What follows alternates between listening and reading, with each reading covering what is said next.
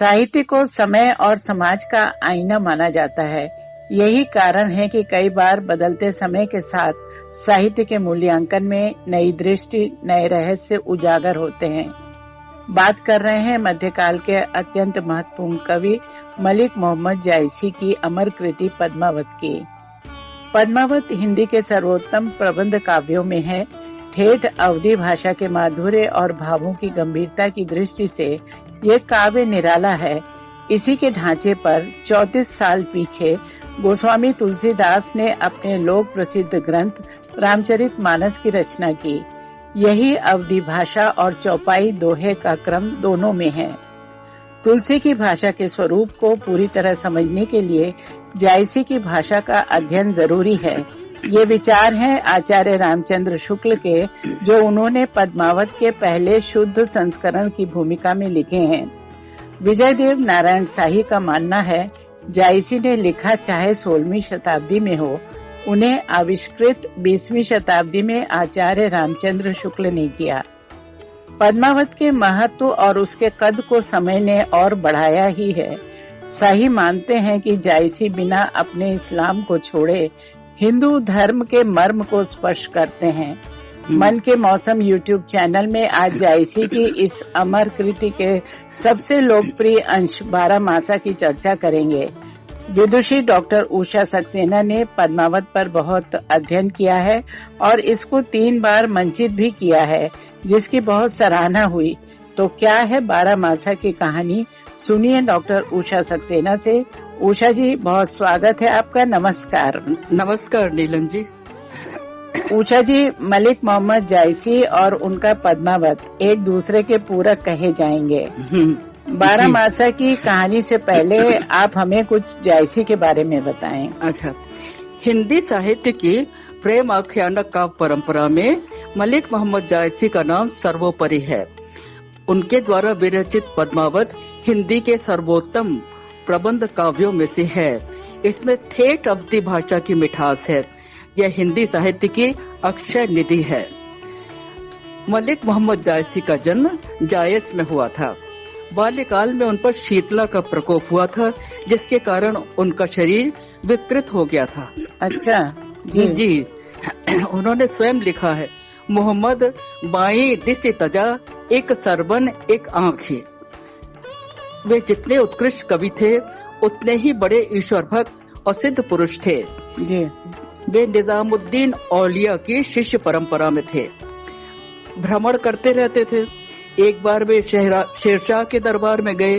शेरशाह उनके कुरूप चेहरे को देखकर हंस पड़ा। जायसी ने अत्यंत शांत भाव से पूछा, मोहे का हंसी कि कह रही? ए बादशाह, तुम मुझ पर हंसा या उस कुम्हार गढ़ने वाले ईश्वर पर? शेरशाह ने लज्जित होकर उनसे क्षमा मांगी। जायसी एक किसान के रूप में जायस में रहते थे। उनका नियम था कि जब वो खेतों में होते तब अपना खाना वहीं मंगवा लिया करते थे। खाना कभी अकेले नहीं खाते थे। अच्छा। जो आसपास दिखता उसके साथ खाते थे। एक दिन उन्हें कोई नहीं दिखाई पड़ा। वे बहुत देर तक प्रतीक्षा करते रहे। अंत में उन्हें एक कोढ़ी दिखाई दिया। उन्होंने बड़े स्नेह से बुलाया और उसके साथ भोजन करने लगे। उस कोढ़ी का कुछ मवाद भोजन में गिर गया। कोढ़ी के मना करने पर भी जायसी ने उसे खा लिया। अरे उसके बाद वो कोढ़ी अदृश्य हो गया। जायसी ने ईश्वर की कृपा समझा और लिखा, बुंदही समुद्र समान। बुंदही समुद्र समान यह अचरज कासों कहो, जो हेरा सो हैरान मोहम्मद आप ही आप में। उन्होंने अपनी कृतियों की रचना जायस में की थी। वे लिखत्रम अस्थानु तहाँ आए कवि कीन बखानु। वे एक सिद्ध योगी थे। उनके बहुत से शिष्य थे जो पद्मावत के अंशों को गाते फिरते थे। अच्छा। जनश्रुति है कि उनका एक चेला अमेठी में रानी नागमती का 12 मासा अगागा की भीख मांगता था। एक दिन अमेठी के राजा ने उस 12 मासे को सुना।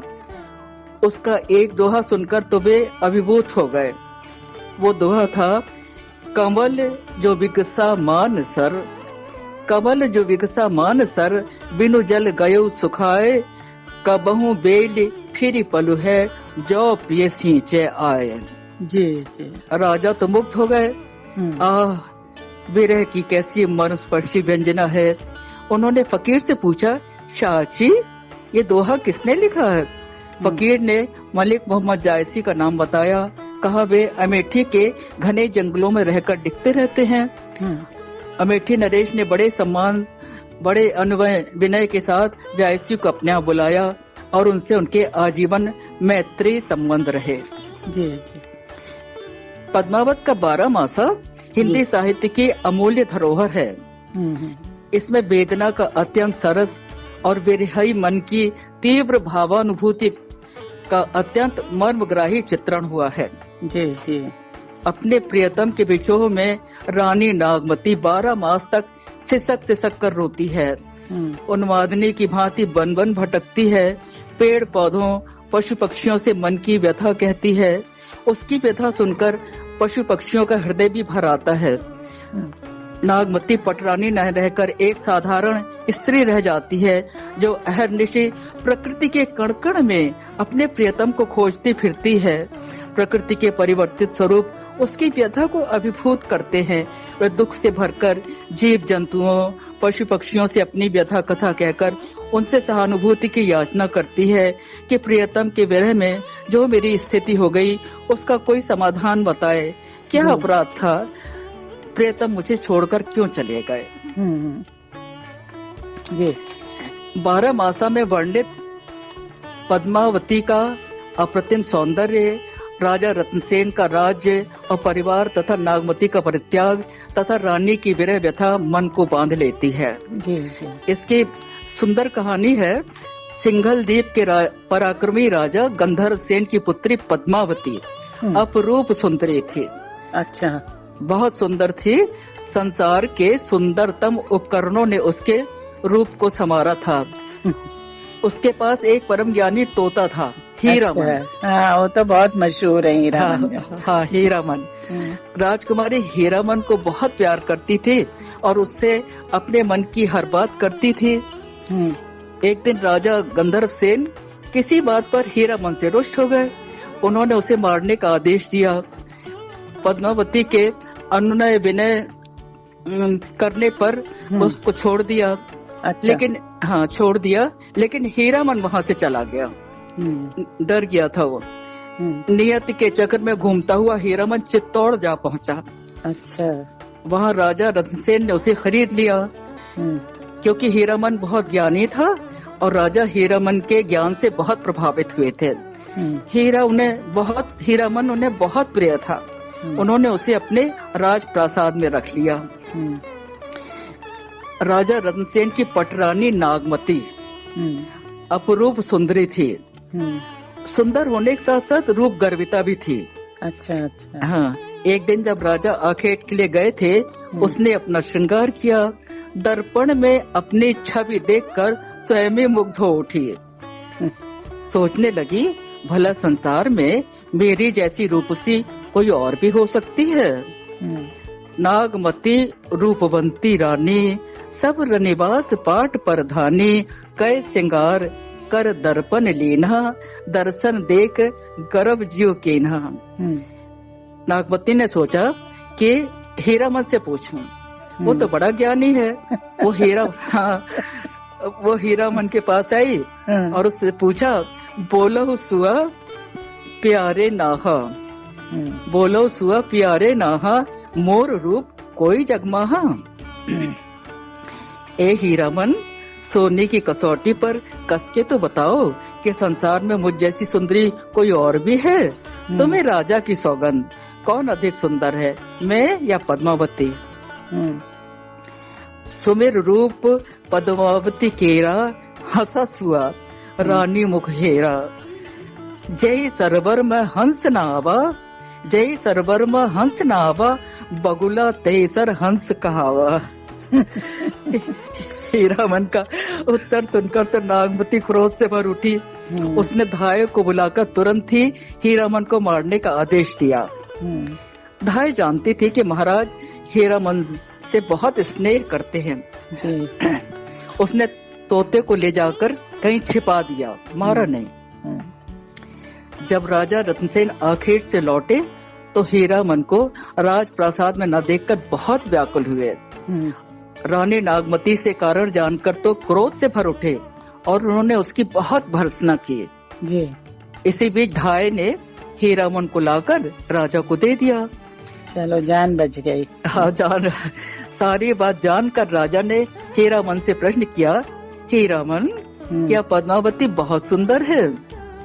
और हीरामन ने कमल जैसी पद्मावती के रूप का जो वर्णन किया तो राजा भ्रमर की भांति मोहित हो गए। सुनते ही राजा गा मूर्छाई, सुनते ही राजा गा मूर्छाई, जानो लहर सूरज के आई। चेतना आने पर उसने योगी का वेश धारण किया और राजपाट, परिवार, रानी नागमती सबको छोड़कर हीरामन के साथ पद्मावती को प्राप्त करने के लिए चल दिया।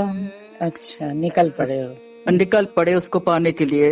सबने बहुत रोकने का प्रयास किया। रानी नागमती बिलक बिलक कर रोती रही, किंतु राजा तो पद्मावती को पाने के लिए उन्मत्त हो उठे थे। उन्हें कोई नहीं रोक सकता था और उनके साथ 16,000 कुंवर भी योगी होकर चल दिए। अरे वाह, 16,000। अब राजा तो योगी होकर चले गए और नागमती वो तो उनके वियोग में उन्मादिनी हो गई। वह हर क्षण अपने प्रियतम की प्रतीक्षा करती, हृदय में वेदना की अग्नि सुलगती और आंखों से अविरल आंसुओं की झड़ी लगती। वह हर पल सोचती, हीरामन तो मेरे लिए काल के सदृश हो गया, मेरे प्रियतम को न ले जाता, भले ही मेरे प्राण ले लेता। वह अहर्निश अपने प्रियतम की बाट जोहती, एक एक पल एक एक युग के सदृश बीतता। जेठ के माह में राजा ने प्रयाण किया था, ऋतुएं बदलने लगी, उसके नेत्र बरसते रहे और देखते ही देखते आषाढ़ आ गया। चढ़ा आषाढ़ गगन घन गाजा, चढ़ा आषाढ़ गगन घन गाजा, साजा बिरह धुंध दल बाजा, धूम साम धौरे घन धाये, सेत धजा बग पाती दिखाए, खड़क बीज चमके चहु ओरा, बुंद बान बरसई घन घोरा, ओ नई घटा आई चौ फेरी, कंत उबारू मदन हो घेरी, दादुर मोर कोकिला पियू, गिरय बीज घट रहे न जीऊ, पुष्य नक्षत्र सिर ऊपर आवा, हो बिने नाह मंदिर को छावा। प्रियतम तुम तो चले गए, ऋतुएं बदलने लगी, आषाढ़ आ गया है। ये आषाढ़ के घने कजरारे गर्जना करते बादल मेरी पीड़ा को उद्दीप्त कर रहे हैं, मन को झकझोर रहे हैं। हे स्वामी, बिजली की चमक, वर्षा की फुहार और घनघोर काली घटाएं देखकर मन भय से भर उठा है। आपके जाने से घर की क्या स्थिति हो गई है? आपके बिना ये घर कौन छवाएगा? हे प्रियतम, तुरंत ही लौट आओ। अविराम वर्षा की झड़ी और नागमती की आंखों से बहते आंसू, प्रियतम से बार बार लौटने का अनुरोध। कैसी दयनीय स्थिति है, लेकिन समय किसी के लिए नहीं रुकता। ओह, सावन भी आ गया।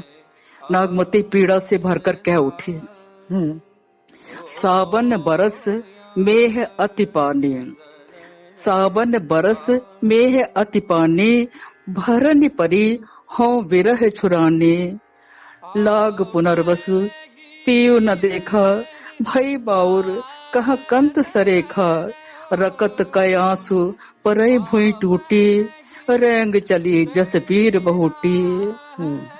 सखिन रचा पियु संग हिंडोला, हरियर भूमि कुसुम भी चोला, ही हिंडोल अस डोलय मोरा, विरह झुराए दे झकझोरा। सावन आ गया, रिमझिम रिमझिम मेघ बरस रहे हैं, लेकिन मैं तो विरह में दग्ध हो रही हूँ। पुनर्वसु नक्षत्र लग गया है, वातावरण सुंदर है, पर मैं प्रिय के वियोग में दग्ध हो रही हूँ। अरे सबके लिए कितना सुहावना मौसम है। वे मेरी सखियां हरी हरी चुनरी पहनकर प्रियतम के साथ झूला झूल रही हैं और मैं विरह के हिंडोले में झूल रही हूँ। वर्षा की रिमझिम भीनी भीनी फुहार पड़ रही है और मेरी आंखों से अविरल आंसुओं की धार। समय पल पल आगे बढ़ रहा है। अरे भाद्रमास भी आ गया। सब कुछ बदल रहा है, बस नागमती की दशा नहीं बदल रही। उसकी पीड़ा का कोई अंत नहीं बेचारी का। भादो दोभर अति भारी, कैसे भरो रैनी अंधियारी। मंदिर सून पियो अनतय बसा, सेज नागिनी फिर डसा। रहो अकेले गहे एक पाटी, नैन पसारे मरो ही फाटी। चमक बीज घन गरज तरासा, बिरह काल हुई जीव गरासा। बरसय मघा झकोरी झकोरी, मोरे दुय नैन चुए जस ओरी। मोरे दुय नैन चुए जस ओरी। बहुत ही कष्ट है। भादों की अंधेरी रात, बादलों की गरज, बिजली की चमक और मूसलाधार जल वृष्टि। तुम चले गए प्रवासी प्रियतम, मैं इस विशाल भवन में एकाकी रह रही हूँ। अपलक बस तुम्हारी बाट जोहती रहती हूँ। मेरे नेत्र ओली की तरह बरस रहे हैं। अपनी नागमती के पास लौट आओ प्रियतम, लौट आओ। कुंवर आ गया जी। लाग कुंवर नीर जग घटा, अबहु कंत आओ तन लटा। तोहि देखे प्यू पलुहे काया, उतरा चीतु बहुरी करुमया। चित्रा मित्र मीनु कर आबा, पपिहा प्यू बुलावत पाबा। उआ अगस्त हस्ति घन गाजा, तुरय पलाने चढ़े रन राजा। स्वाति बूंद चातक मुख परे, समुद्र सीप मोती सब भरे। समय बीतता जा रहा है स्वामी, अब तो जल भी घट गया है। तुम्हारे आने से ये सूखी हुई देह वल्लरी पुनः लहलहा उठेगी। स्वामी चित्रा नक्षत्र लग गया है, पपीहे को उसका प्रियतम मिल गया है। चातक तृप्त है, उसके मुख में भी स्वाति की बूंद पड़ गई है। चारों ओर बिखरी हुई सीप में मोती ही मोती भर गए हैं। लौट आओ प्रियतम, लौट आओ मेरे नाथ। कार्तिक आ गया। कार्तिक शरद चंद उजियारी, जग शीतल हो विरह जारी। अब हूँ निठुर आओ एह बारा, परब दिवारी होई संसारा। दिवाली भी आ गई। सखी झुमक गावे अंगमोरी, हो झुराओ बिछड़ी मोरी जोरी। जय घर पियो सो मनोरथ पूजा, मोह कह विरह सबति दुख दूजा। सखी माने त्योहार सब, गाय तिवारी खेली। हो का गावों कंत बिन, रही छार सिर मेल। जी। तुम्हारी प्रतीक्षा करते करते प्रियतम कार्तिक भी आ गया। सबके प्रिय घर आ गए हैं पर्व मनाने। कितने उत्साह से दीपावली का पर्व मना रही हैं मेरी सखियां। उल्लास से भरकर श्रृंगार करके, सुंदर वस्त्र धारण करके प्रियतम के साथ पूजा अर्चना कर रही हैं। देखो न प्रियतम, चारों जगमग जगमग दीपक जल रहे हैं, प्रकाश ही प्रकाश है। और मेरे जीवन में अंधकार ही अंधकार है। प्रियतम का बिछोह और सौत का दुख अब सहन नहीं होता। निष्ठुर प्रियतम, मेरे लिए कैसा पर्व। जी।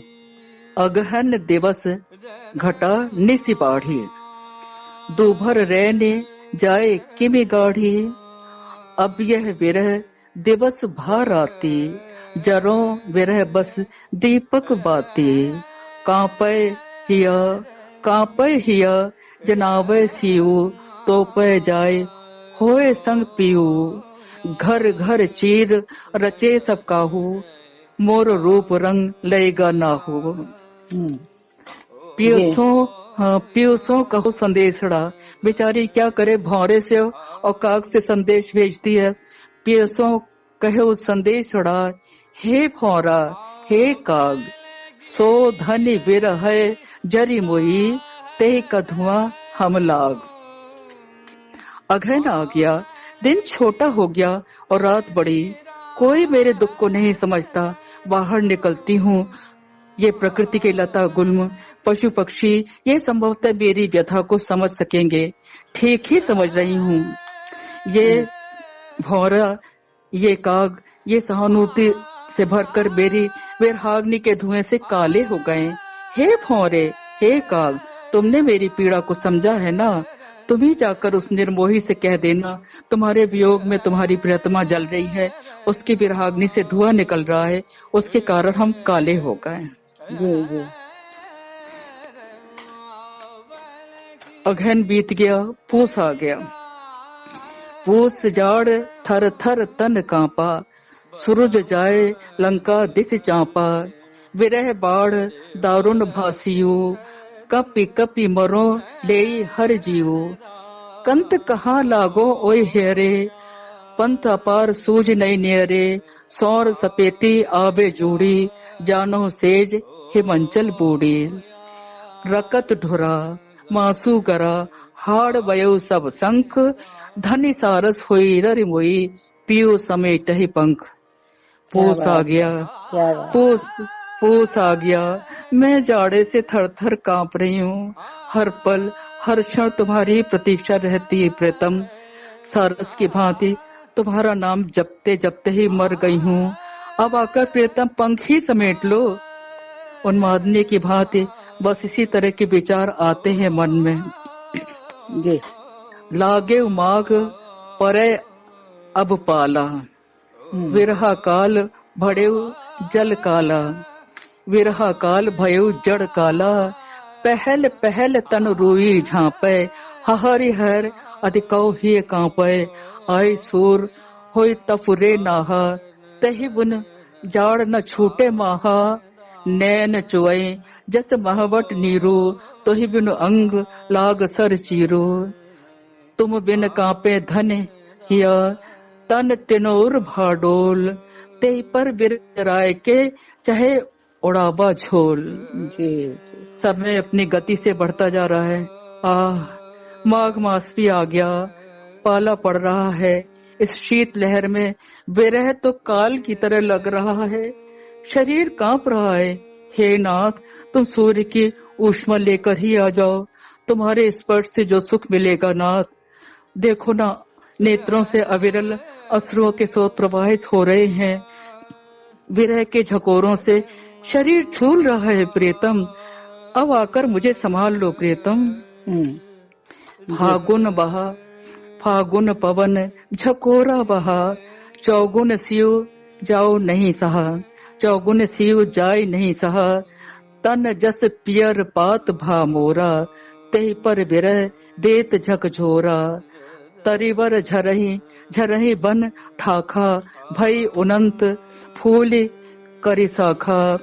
करही वनस्पति हिये हुलासु, मोकह भाजग दोन उदासी। फागु करही सब चाचर जोरी, फागु करहे सब चाचर जोरी। मोहि तन लाई दीन जस होरी। यह तन जारों छार के, कहो कि पवन उड़ाओ। मकुत तेहि मार्ग उड़ी परे, कंत धरे जहाँ पाओ। जी जी। अरे प्रियतम, फागुन आ गया, चारों ओर उल्लास की लहर व्याप्त है। वनस्पतियों ने अपना सुंदर श्रृंगार किया है, बहुरंगी पुष्प खिल उठे हैं। चारों ओर होली फाग धमार की धुनें गूंज रही हैं। रंग अबीर गुलाल की मादकता में सब झूम रहे हैं प्रियतम। और मैं तो वृक्ष से झरे हुए पीपल के पत्ते की भांति पीली पड़ गई हूँ, जिसे विरहाग्नि और प्रज्वलित कर रही है। एक ही अभिलाषा शेष है प्रियतम, तुम्हारे पथ में राख बनकर ही बिछ जाऊं। वाह। चैत बसंता होय धमारी, चैत भी आ गया। चैत बसंता होय धमारी, मोहि लेखे संसार उजारे। पंचम विरह पंच सर मारे, रकत रोए सगरो बन जा रे, बूढ़ी उठे सब तरीवर पाता, मीज मचीठ टेसु बन राता, बौरे आम फरे अब लागे, अबहु आहु घर कंत सभागे, सहस भाव फूली वनस्पति, मधुकर घूमहे सबर मालती, मोकह फूल भय सब कांटे, मोकह फूल भय सब कांटे, दृष्टि परत जस लागही चांटे। चारों ओर चैत का मोहक सुंदर वातावरण है, वनस्पतियों का मोहक रूप, लहलहाती सुगंधित आम्र मंजरियां, पलाश टेसु चंपा चमेली गुलाब की भीनी भीनी सुगंध से वातावरण सुरभित हो उठा है। आह, ये फूल मुझे कांटों की तरह बेध रहे हैं, ये भौरों का गुंजन, ये असह्य हो रहा है प्रियतम। मेरे लिए तो सारा वातावरण मेरी पीड़ा को दीप्त कर रहा है। तुम्हारे साहचर्य में जो प्रकृति सुखदायिनी हुआ करती थी, अब दुखदायिनी हो रही है। लौट आओ प्रियतम, लौट आओ। जी हे प्रवासी, मेरा क्या अपराध था? किसी को मुझ पर दया नहीं आती। अरे वैसाख भी आ गया। भा वैसाख तपन अत लागी, चोआ चीर चंदन भा आगी, सूरज जाए हिमंचल ताका, बिरह बजागी सौह रथ हाका, जरत बजागिने करु पिय छाहा, आय बुझाओ अंगारन माहा, तो ही दर्शन होए शीतल नारी, आए अगिनते करु फुलवारी, कमल जो बिकसा मान सर, कमल जो बिकसा मान सर, बिनु जल गयो सुखाए, कबहू बेली फिर पलु है, जो पियू सींचे आए, जो पियू सींचे आए। जी आह बैरागी प्रियतम, ऋतुएं बदलती रही, देखते देखते बैसाख आ गया, धरती तप्त हो उठी। मैं उन्मत्त हो बन बन भटक रही हूँ, तुम्हारे दुख का संताप सह रही हूँ, किंतु उस संताप से बाहर नहीं आना चाहती, क्योंकि इस आशा में जी रही हूँ कि कभी तो आकर मेरे दुख को दूर करोगे ही प्रियतम। हे स्वामी, देखो ना, तुम्हारे स्नेह के शीतल जल से मानस सागर में जो कमल खिला था वो मुरझा गया है। अब उस जल से पुनः प्रणय की बेल से अगर मानस सागर का सिंचन कर दो, तुम्हारे स्नेह से ये पुनः लहला उठेगी। मेरे मानस सागर में प्रणय रूपी कमल फिर खिल उठेगा। जेठ आ गया, जेठ जरे जग चले लुआरा, उठे बवंडर परही अंगारा, विरह गाज हनुमत हुई जागा, लंका दाह करे तनु लागा, गिरे समुद्र शशि मेघ रवि, सही न सकही वह आग, मोहम्मद मोहम्मद सती सराहिए, जरे जो अस पियो लाग। देखते ही देखते जेठ भी आ गया, चारों ओर आग बरस रही है, कोई सहन नहीं कर पा रहा है प्रियतम। अरे मेरी विरह अग्नि तो इससे भी भयावह है, पर मैं इसी में जीवित रहूंगी प्रियतम, इस आशा में कि मेरा प्रियतम ही इसे आकर बुझाएगा, अपने स्नेह की शीतलता प्रदान करेगा। प्रियतम, तुम्हारी स्मृति में रोते बिलखते अहर्निशि प्रतीक्षा करते करते 12 मास बीत गए, 12 माह बीत गए प्रियतम, तुम नहीं आए। रोए गमाए 12 मासा, सहस सहस दुख एक एक सांसा, तिल तिल बरक बरक पर जाई, पहर पहर जुग जुगन सिराई, सो नहीं आवे रूप मुरारी, जासो पाओ सुहाग सुनारी। मैं वन वन भटक रही हूँ प्रियतम, पेड़ पौधों पक्षियों से मन की बात कहती हूँ, व्यथा कह रही हूँ, किंतु मेरे दुख का कोई अंत नहीं। नागमती के आंसुओं से सारी सृष्टि भीगी हुई जान पड़ती है। कुहुक की कुहुक की कुहुक की कुहुक जस कोयल रोई, रकत आंसू घुंघची बन बोई। चारों ओर दुख बिखर गया है, उसके रोने से गेहूं का हृदय फट गया, लेकिन निर्मोही नहीं लौटे। विवश हो कह उठी, नहीं पाबस ओही देसरा, नहीं पाबस ओही देसरा, नहीं हेवंत बसंत, ना कोकिल ना पपेहरा, जय सुने आवे कंत। फिर रोए कोई नहीं डोला, फिर रोए कोई नहीं डोला, आधी रात विहंगम बोला। नागमती की व्यथा को देखकर एक पक्षी का मन संवेदना से भर उठा। अच्छा। हाँ, उसने कहा, तू फिर दाहे सब पाखी, कई दुख रहनी न लावत आँखी। क्या तुम्हें दुख है जो तुम सोती नहीं? नागमती के दुख का कारण जानकर उसने कहा, अच्छा, हम तुम्हारा संदेश लेकर सिंगल द्वीप जाएंगे और हम राजा को लौटने के लिए विवश करेंगे। वो उड़ता हुआ सिंगल द्वीप पहुंचा। वहाँ वन में राजा आखेट कर रहे थे। उसने राजा को नागमती की विरह वेदना के संबंध में बताया। नागमती की व्यथा को सुनकर राजा पीड़ा से भर उठे। उन्होंने तुरंत ही निश्चय किया कि वे चित्तौड़ लौटेंगे। वो रानी पद्मावती को लेकर चित्तौड़ लौट आए। रानी नागमती प्रसन्नता से भर उठी। उसके जीवन में खुशियां छलक उठी। उसका सूखा उपवन लहला उठा। पलुही नागमती कै वारी, सोने फूल फूली फुलवारी, संग सहेली नागमती, आपनी बारी माह, फूल चुनई फल तुरई, रहस्य कूद सुख छाह। वाह वाह, जैसे इनके दिन बहुरे ऐसे सबके दिन बहुरे। जी उषा जी, बहुत विस्तार से आपने 12 मासा की कथा भी सुनाई और इस वेदना और दुख में शामिल प्रकृति का चित्रण भी बड़ी खूबसूरती से सामने रखा। काफी दिलचस्प रहा पूरा वर्णन। मन के मौसम में समय देने के लिए बहुत आभार। नमस्कार। बहुत ही रोचक रही सारी बातचीत। नमस्कार नीलम जी। धन्यवाद।